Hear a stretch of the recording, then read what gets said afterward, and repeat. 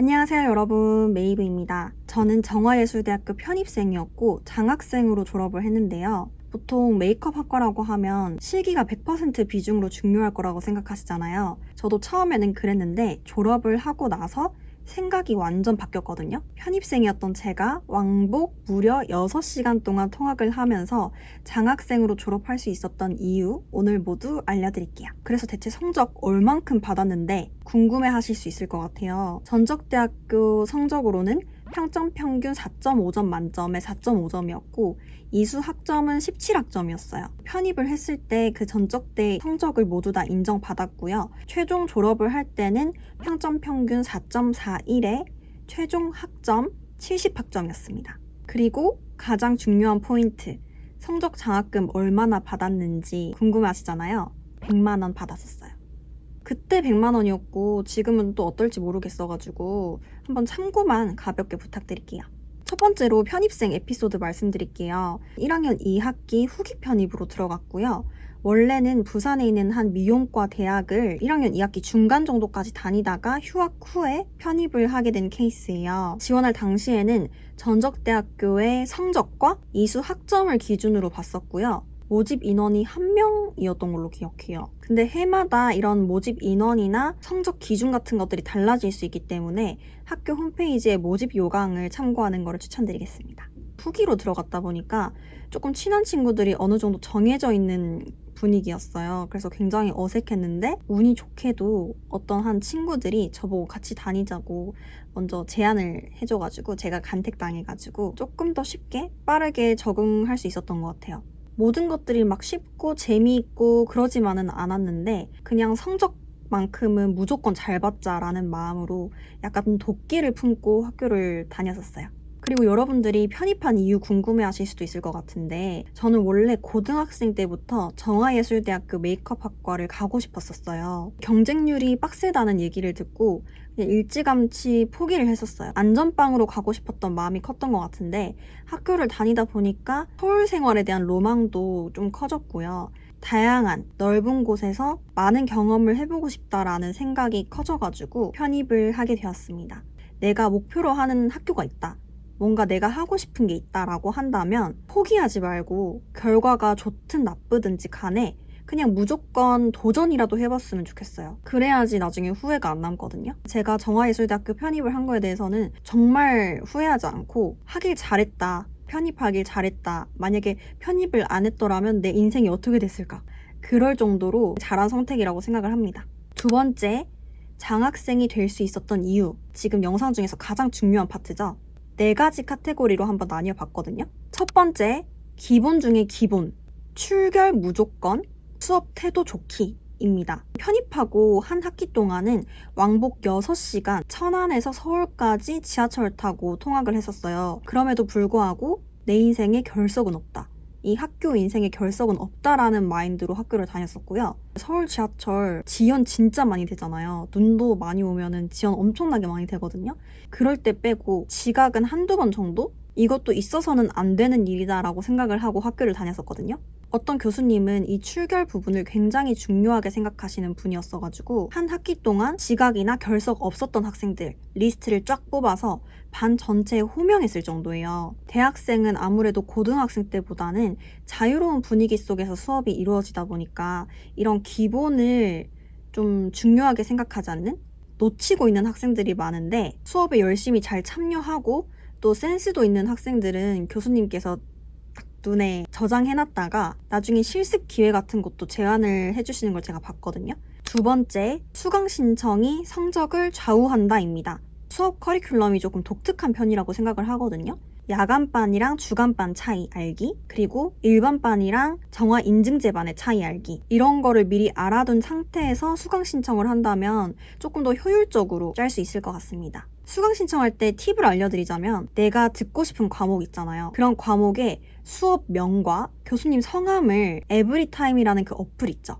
어플에 한번 검색을 해보세요. 그러면 그 교수님이 수업할 때 어떤 스타일이다. 시험을 어렵게 낸다, 쉽게 낸다 이런 정보들을 알 수가 있거든요.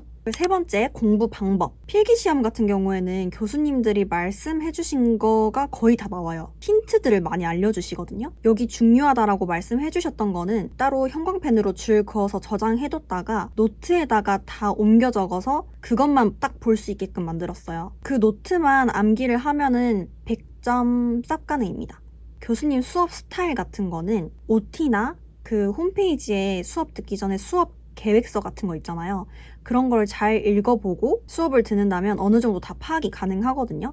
그런 것도 성적 잘 봤는데 한몫하니까 참고해 주시고요. 편입 초반에는 제가 왕복 6시간 동안 통학을 했다고 했잖아요. 나중에는 왕복 3시간 정도로 줄기는 했었는데 집 가서 과제를 시작하면 굉장히 늦더라고요. 영상 편집 관련된 과제를 받았을 때는 지하철에서 무조건 편집을 했었고 필기시험에 나올 내용들은 지하철에서 졸면서도 그냥 보고 또 보고 계속해서 암기를 했던 것 같아요. 제가 생각했을 때는 교양 수업 자체가 약간 학점 채우기 느낌이 살짝 있거든요. 교양 교수님들은 보통 저희 학과가 이런 실습 위주의 학과다 보니까 실기 과제가 많다는 것을 이해를 하시고 웬만해서는 시험 같은 것도 좀 쉽게 내주려고 하는 경향이 있는 것 같아요. 개인적으로 교수님 바이 교수님이겠지만 좀 번거로워 보이는 과목들 있죠. 팀플이 많다든지 이런 거는 조금 피하려고 했던 것 같습니다.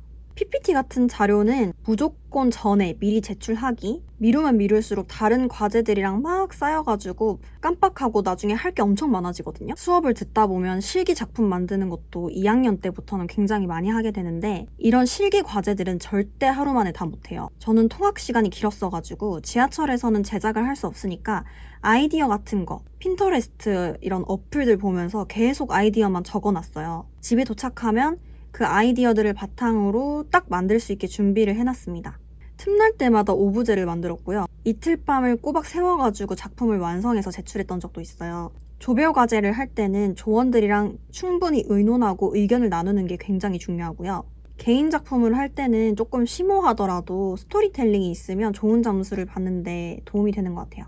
어느 정도 배워놓은 기초가 있으면 유리하다입니다. 보통 입시를 할 때 자격증이 많으면 가산점이 붙거든요. 그래서 미리 배우고 온 학생들이 굉장히 많기는 해요. 1학년 때는 좀 배워놓은 기초들이 부족하더라도 충분히 다 따라갈 수 있는 정도의 수준이거든요. 근데 2학년 때는 졸작을 위한 수업으로 주로 구성이 되어 있기 때문에 기초가 없으면 조금 따라가기 힘들어요. 그래서 1학년 때 열심히 해놓았다면 2학년 때도 충분히 잘 따라갈 수 있을 것이다. 네 번째, 시간표 계획적으로 잘 짜기입니다. 수강 신청과 별개로 나의 시간표를 계획적으로 잘 짜는 건데요. 하루 일과 중에서 알바 가는 시간이 있을 거고 과제를 하는 시간이 있을 거고 나뉘어져 있잖아요. 공강을 만드는 것과 내가 과제를 할 수 있는 시간을 따로 만들어두는 게 굉장히 중요해요. 요즘에 인스타를 보니까 정화예술대학교 휴식실 좀 재정비하는 공사를 진행 중인 걸로 알고 있긴 한데 제가 다녔을 때만 해도 제대로 된 휴식 공간이 되게 부족했어요. 그렇기 때문에 시간표를 짜는 게 더욱더 중요하게 느껴졌고요.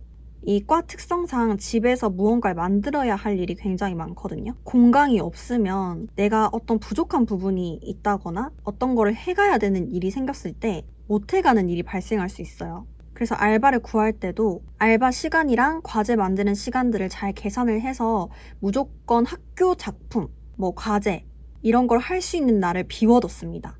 마지막으로 동아리 참여 필요도 궁금해하실 수도 있을 것 같은데 다양한 활동들을 하면서 또 다양한 사람들을 만나보고 싶다면 추천드리고요. 막 필수는 아니에요. 동아리마다 다르겠지만 현장 실습을 나가는 동아리도 있고요. 헤어 동아리, 미술 같은 거? 그런 동아리도 있었던 걸로 기억해요. 저는 엄청 머리가 좋거나 실력이 뛰어나거나 재능이 특출나게 있거나 그런 학생은 아니었어요. 대신 결석 안 하고 교수님 말씀 놓치지 않고 과제를 미리 끝내는 기본을 지키려고 했고요. 1시간밖에 못 자도 컨디션이 안 좋아도 몸이 아파도 그냥 학교는 무조건 가려는 그런 마인드로 학교를 다녔었어요. 빠지지 않으려는 마인드. 그게 가장 중요한 것 같아요.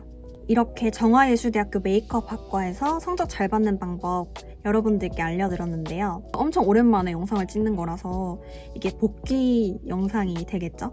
그래서 어색한 부분이 굉장히 많은데 도움이 되셨다면 구독과 좋아요, 알림 설정까지 부탁드리고요. 다음에 더 흥미로운 컨텐츠, 도움이 되는 컨텐츠로 찾아뵙겠습니다. 안녕!